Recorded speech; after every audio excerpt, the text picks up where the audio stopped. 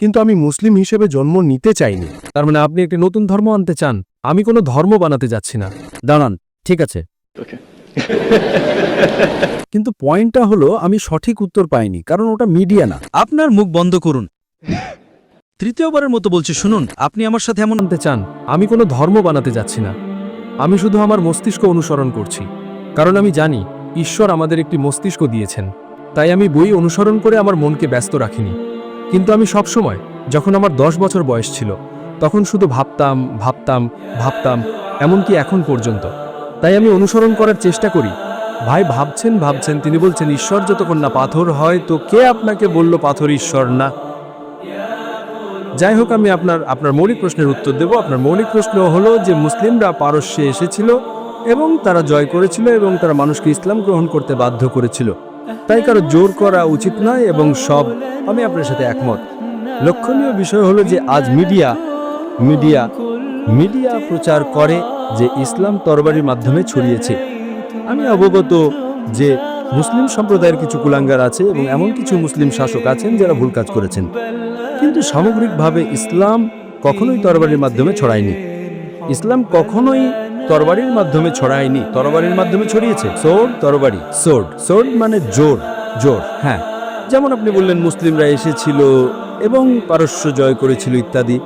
আপনি দেখেন সব জায়গায় এটা ঘটছে, যুদ্ধ হচ্ছে, কিন্তু ইসলামের এটা স্পষ্টভাবে উল্লেখ আছে সূরা বাকারার 2 নম্বর অধ্যায়ের 256 নম্বর আয়াতে, দিনের ব্যাপারে কোনো জবরদস্তি নেই, সত্য মিথ্যা থেকে স্পষ্টভাবে আলাদা হয়ে গেছে।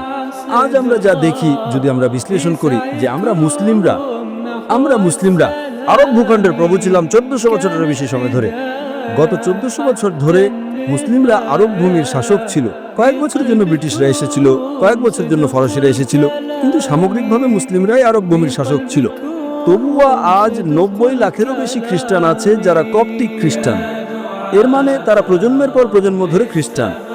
মুসলিমরা চাইলে তারা প্রত্যেক অমুসলিমকে তরবারির মুখে ইসলাম গ্রহণ করতে বাধ্য করতে পারত আরব দেশগুলোতে। এই 90 লাখেরও বেশি কপ্টিক খ্রিস্টানরা তারা শাহাদা দিচ্ছে, তারা সাক্ষ্য দিচ্ছে যে ইসলাম তরবারির মাধ্যমে ছড়ায়নি। আমরা মুসলিমরা ভারত শাসন করেছি 1000 বছরেরও বেশি সময় ধরে। আমরা চাইলে প্রত্যেক অমুসলিম ভারতীয়কে তরবারির মুখে ইসলাম গ্রহণ করতে বাধ্য করতে পারতাম। আজ 80%-এরও বেশি ভারতীয় অমুসলিম। এই 80%-এরও বেশি অমুসলিম ভারতীয়রা তারা শাহাদা দিচ্ছে, তারা সাক্ষ্য দিচ্ছে যে ইসলাম তরবারির মাধ্যমে ছড়ায়নি। কোন মুসলিম সেনাবাহিনী ইন্দোনেশিয়া এসেছে?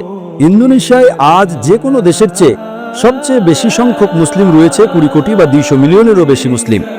মালয়েশিয়ায় 55%-এরও বেশি নাগরিক মুসলিম। আমি আপনাকে জিজ্ঞেস করছি, কোন মুসলিম সেনাবাহিনী মালয়েশিয়া এসেছিল? আপনার দেশে কোন মুসলিম সেনাবাহিনী এসেছিল? কোন মুসলিম সেনাবাহিনী পূর্ব আফ্রিকার উপকূলে গিয়েছিল? এটা ছিল ব্যবসা, এটা ছিল ব্যবসায়ীরা। যখন তারা এখানে এসেছিল, মানুষ এই ধর্ম গ্রহণ করেছিল। এটা মিডিয়ার অতিরঞ্জন যা ইসলাম তরবারের মাধ্যমে ছড়িয়েছে বলে কথা বলে। হ্যাঁ, কিছু লোক ছিল, মুসলিম সম্প্রদায়ের কিছু কুলাঙ্গার ছিল। ভাই, আপনি প্রশ্নটা জিজ্ঞেস করেছেন, আপনি শুনছেন নাকি হাত তুলছেন? ঠিক আছে, অবশ্যই। আপনি প্রশ্নটা জিজ্ঞেস করেছেন, আপনি প্রেক্ষাপট দিয়েছেন, আমি সেটা শুনেছি এবং এখন আপনি হাত তুলছেন। আমি আমার উত্তর শেষ করিনি। ঠিক আছে, অবশ্যই, চালিয়ে যান। আপনি যদি প্রশ্ন করেন, আপনার ভাবা উচিত, কারণ যদি আপনি কিছু ভাবেন আমি ডাক্তার, আপনি ভাবছেন, তার মানে আপনি আমার উত্তর শুনবেন না। আমি যদি আপনাকে পুনরাবৃত্তি করতে বলি, আপনি 25% পুনরাবৃত্তি করতে পারবেন না। তাই যখন আপনি শুনবেন, আপনার মনোযোগ দেওয়া উচিত। আমি একজন ডাক্তার, আমি সাইকোলজিও পড়েছি। তো এটা মিডিয়ার অতিরঞ্জন। আপনি যদি থমাস কার্লাইল পড়েন, থমাস কার্লাইল ঐতিহাসিক, তিনি তার বই হিরোজ অ্যান্ড হিরো ওয়ার্শিপে লিখেছেন, তিনি নাম্বার 1 বীর নবী হিসেবে নবী মোহাম্মদ সাল্লাল্লাহু আলাইহি সাল্লামকে রেখেছেন। তিনি একজন খ্রিস্টান। তিনি বলেন, প্রত্যেকটা নতুন ধারণা একটা মানুষের মাথায় জন্ম নেয়। একটা মানুষের মাথায় একাই পুরো বিশ্বে বাস করে। এটা খুব কমই ভালো করবে যদি সে একটি তরবারি হাতে নেয় এবং তা প্রচার করে। প্লেন ট্রুথ ম্যাগাজিনে একটি জরিপ করা হয়েছিল 50 বছরের ব্যবধানে বিশ্বের প্রধান ধর্মের বৃদ্ধির ওপর। 1934 থেকে 1984, 50 বছরের ব্যবধানে।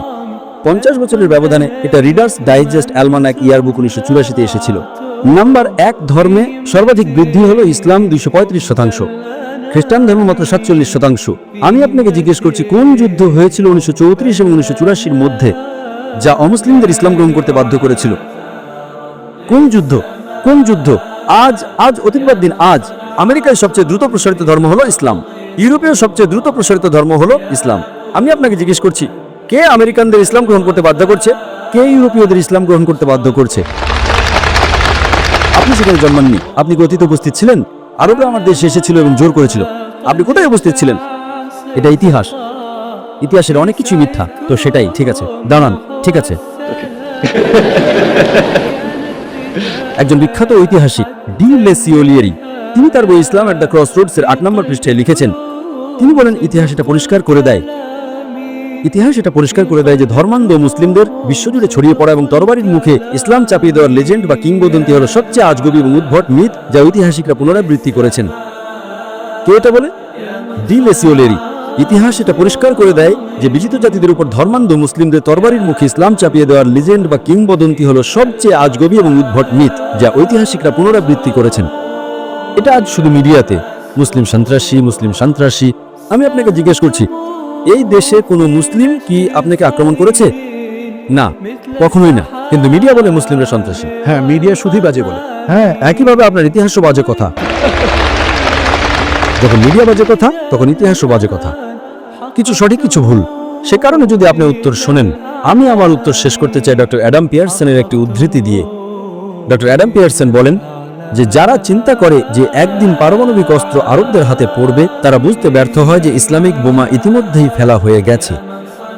শান্তির বোমা এটি সেদিন পড়েছিল যেদিন নবী মোহাম্মদ সাল্লাল্লাহু সাল্লাম জন্মগ্রহণ করেছিলেন। ভালো, ধন্যবাদ ডাক্তার আপনার উত্তরের জন্য। কিন্তু পয়েন্টটা হলো আমি সঠিক উত্তর পাইনি, কারণ ওটা মিডিয়া না, ওটা ইতিহাস। এবং ইতিহাস এমন কিছু নয় যা ভুলভাবে লেখা যেতে পারে, কারণ যদি এটি ভুলভাবে লেখা হয় তবে তা পরিবর্তন করা যেতে পারে। কিন্তু ওটা ছিল সত্যিকারের ইতিহাস, সারা বিশ্বে এবং প্রতিটি জায়গায় লেখা আছে। আপনি কি ডি লেসিওলিয়েরির উদ্ধৃতি শুনেছেন? আপনি কি এটা পুনরাবৃত্তি করতে পারবেন? পুনরাবৃত্তি কি? ডি লেসিওলিয়েরির উদ্ধৃতি পুনরাবৃত্তি করুন। আমি এটা দুবার বলেছি, একবার না দুবার। আমার উত্তরের বেশিরভাগই একবার ছিল, আমি দুবার বলেছি। এখন এটা পুনরাবৃত্তি করুন, অন্তত 50% পুনরাবৃত্তি করুন। তো ওই শব্দ পুনরাবৃত্তি করার মানে কি? আমি জানতে চাই এটা আপনার মাথায় ঢুকেছে কিনা। না, কারণ আমার মাথায় যা আছে তা হলো ওটা ইতিহাস।